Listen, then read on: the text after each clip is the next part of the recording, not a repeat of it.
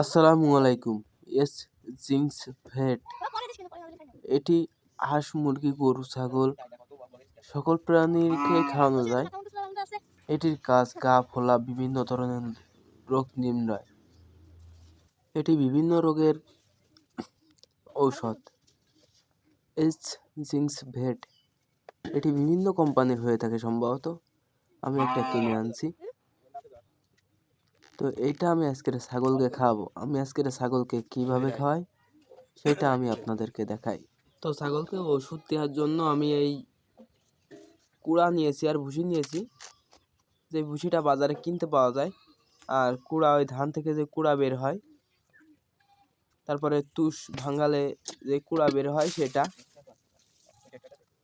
এখন আমি ডাক্তার যেটুকু দিতে বলেছিল ওষুধ, আমি সেইটুকুই দেব। তার থেকে অতিরিক্ত দিলে ছাগলের ক্ষতি হতে পারে। যদিও বা ক্ষতি হয় না, তারপরেও হতে পারে, কিছু বলা যায় না। যেটুক বলেছে আমার পরামর্শ দিছে, আমি সেটুকুই দিচ্ছি। এক মুটকি বলেছিল, আমি এক মুটকি দিচ্ছিলাম। বলছিল যে সব কটা ছাগলকে এক মুটকি দিয়ে ভালোভাবে একটা খাবারের সঙ্গে মিশিয়ে খাওয়াই দিয়ে আনে। তো এই ওষুধটাতে একটা দারুণ ফ্লেভার বের হয়, আমি দেখছিলাম দারুণ ফ্লেভার। আর হাঁস, মুরগি, গরু, ছাগলকে আপনি যাকেই দেন এটা খুব ভালোভাবে খাবে। তো এটাকে আমি মাখাই নিচ্ছিলাম ভালোভাবে, যাতে একসঙ্গে মিক্সড হয়ে যায় ওষুধটা, যাতে কোনো জায়গায় বেশি কম না থাকে।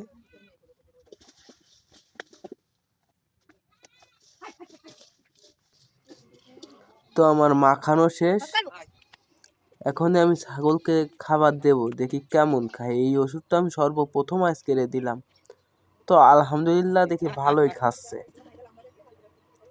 এখন কথা হচ্ছে, আজকের আবার কুয়াশা পড়ছিল, প্রচুর কুয়াশা। এই কুয়াশার ভিতরে ছাগল বের করেছি প্রায় 10টার পর, 11টার দিকে ঘর থেকে। এখন এক একটার এক এক জায়গায় বাঁধা রয়েছে রশি দিয়ে, দড়ি দিয়ে, যেটা বলেন আর কি, আপনারা যেটা বুঝেন। এখন কথা আরো আছে যে সবগুলোকে এক জায়গায় দিলে বড় যে 3টা রয়েছে, ওই 3টা এদেরকে গুতায়। তো ওদের জন্য আর কি আলাদা পাত্র লাগবে, মানে খাবার দেওয়ার জন্য, যাতে ওরা আলাদা কায়দায় খেতে পারে। নাইলে আছে আপনার এদের দ্বারা দিলে গুতাবে, হিম গুতাবে। তো আমি আলাদা করে আলাদা পাত্রে ওদের জন্য খাবার নিচ্ছিলাম এইখান থেকে। পরিমাণ মতো যেহেতু দিয়েছি, সেহেতু আমার একটা আন্দাজ আছে যে কতখানি করে দিলে এক একটাই সম্পূর্ণ ভালোভাবে ওষুধ পাবে। তো আমি ভালোভাবে দিলাম ওষুধগুলা। দেওয়ার পরে আলহামদুলিল্লাহ দেখি ভালোই খাচ্ছে।